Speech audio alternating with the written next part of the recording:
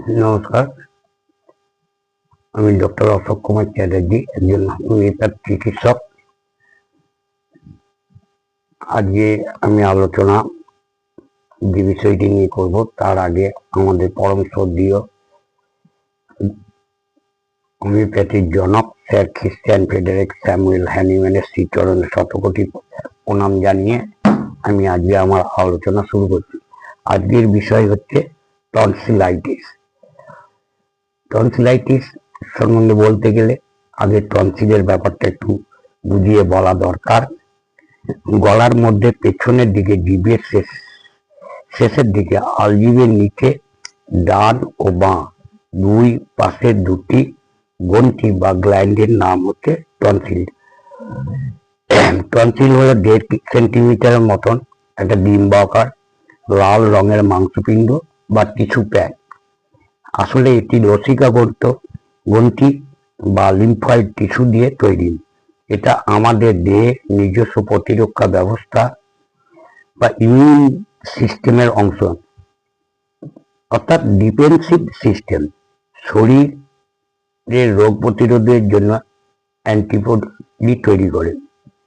সুস্থ টনসিল মুখ, গলা, নাক ও সাইনাস হয়ে রোগ জীবাণু অন্ত্রে বা পেটে ঢুকতে বাধা দেয়। অর্থাৎ টনসিল হলো যেন চৌকিদার বা দ্বাররক্ষক বা প্রহরী। আর যখন প্রহরী অসুস্থ বা চোর হয় তখন টনসিল প্রদাহ অর্থাৎ টনসিলাইটিস। এই ইনফেকশনের মূল লক্ষণ হচ্ছে গলায় ব্যথা, গিলতে গেলে গলায় ব্যথা, ঢোক গিলতে গেলে ব্যথা, জ্বর, নাক দিয়ে জল ঝরা, খাদ্য গ্রহণে অনীহাও দেখা যায়। জন্ম থেকে আমাদের দেহে টনসিল থাকে, যা ধীরে ধীরে বড় হয়ে 5-6 বছরে সবচেয়ে বড় অবস্থায় পৌঁছায়। এরপর এর আকার ক্রমান্বয়ে কমতে থাকে। তাই শৈশবে টনসিলের প্রদাহ বেশি হয়। শীত ও বর্ষাকালে যাদের ঠান্ডা সহ্য করার শক্তি বা ইমিউনিটি পাওয়ার কম, তারা ভাইরাস 85% ও ব্যাকটেরিয়া সংক্রমণে ভোগে। অ্যাকুইট ভাইরাল টনসিল ধীরে ধীরে বাড়ে ও আস্তে আস্তে কষ্টকর অনুভূতিগুলো প্রকাশিত হয়। আর প্রদাহ ব্যাকটেরিয়ার কারণে যদি হয় তাহলে হঠাৎ ধুম জ্বর, গলা ব্যথা, কাশি, মাথা ধরা, জ্বালা পোড়া সহ নানা অস্বস্তি দেখা দিতে পারে। ক্ষেত্র বিশেষে অরুচি ও পাতলা পায়খানাও দেখা দেয়। টনসিলাইটিস হলে টনসিল দুটো লাল হয়ে যায়, ওপরে সাদা বা হলুদ আস্তরণ পড়তে পারে, আশেপাশে লিম্ফ গ্ল্যান্ডগুলো ফুলে যায়, দাঁতের মাড়িতেও ব্যথা ছড়িয়ে পড়ে। টনসিলাইটিস ক্রনিক হয়ে গেলে রোগী গন্ধ পায় না, বরং বাজে গন্ধ আসে বলে খাবার খেতে চায় না। নির্দারুণ ক্লান্তি থাকলেও ঘুমাতে কষ্ট হয় বলে ঘুম হয় না। নাক ডাকতে শুরু করে, কানেও ব্যথা ছড়ায়, হা করতে, খাদ্য গ্রহণ কষ্ট হয়, জলপান করতে গেলেও কষ্ট হয়, লাল পড়ে। আমাদের কাছে রুগী এলে প্রথমে হা করিয়ে বা মুখ খোলার ফরসেপ অর্থাৎ টাং ডিপ্রেসর দিয়ে জিভ টেনে ধরে রোগ শনাক্তকরণ করা হয় বা করে থাকে। কি ধরনের টনসিলাইটিস জানতে হলে প্রয়োজনে ভাইরাস সেনসিটিভিটি কালচার করে ভাইরাল টনসিলাইটিস কিনা এবং র্যাপিড স্ট্রেপ টেস্ট করে দ্রুত দেখা হয় যে স্ট্রেপ্টোকক্কাস ব্যাকটেরিয়া জনিত কিনা।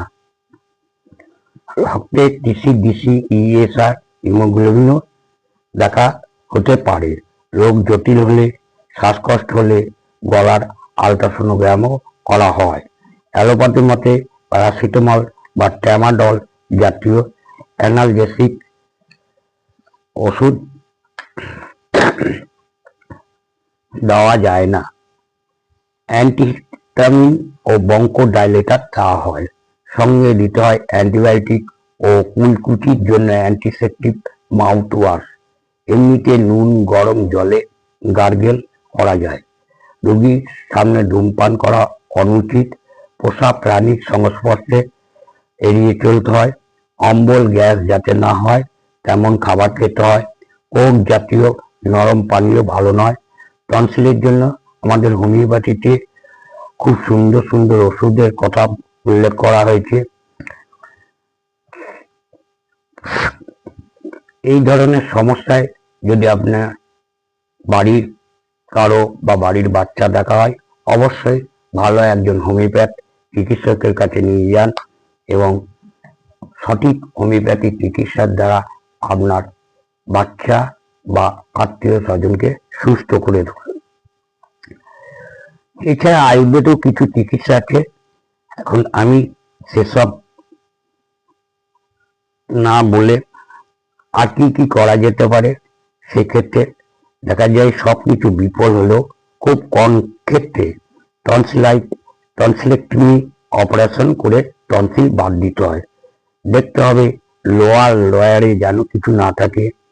খুব গলা ব্যথা হলে বা বেশি রক্ত আসলে যিনি অপারেশন করেছেন সেই সার্জনের সঙ্গে দেখা করতে হবে।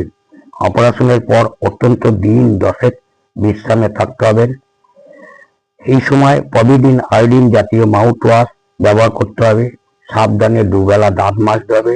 নরম ভাত, সবজি, ডিম, মাংস সহ সুষম আহার গ্রহণ করতে হবে, কিন্তু দেখতে হবে সেটা যেন গরম না হয়। নরম খাবার খেতে হবে। আজ এই পর্যন্ত। আজকে আমার আলোচনা এখানেই শেষ করলাম। আমার আলোচনা যদি ভালো লেগে থাকে তাহলে অবশ্যই আমার ইউটিউব চ্যানেলটি সাবস্ক্রাইব করবেন এবং শেয়ার করবেন, যাতে আরো অনেক জানতে পারে বা এই রোগ সম্বন্ধে সতর্ক করতে পারে। আমার ইউটিউব চ্যানেল, আমার ফেসবুকে গিয়ে ডক্টর অশোক কুমার চ্যাটার্জি চরিত্র হ্যান্ড পেজে পাবেন।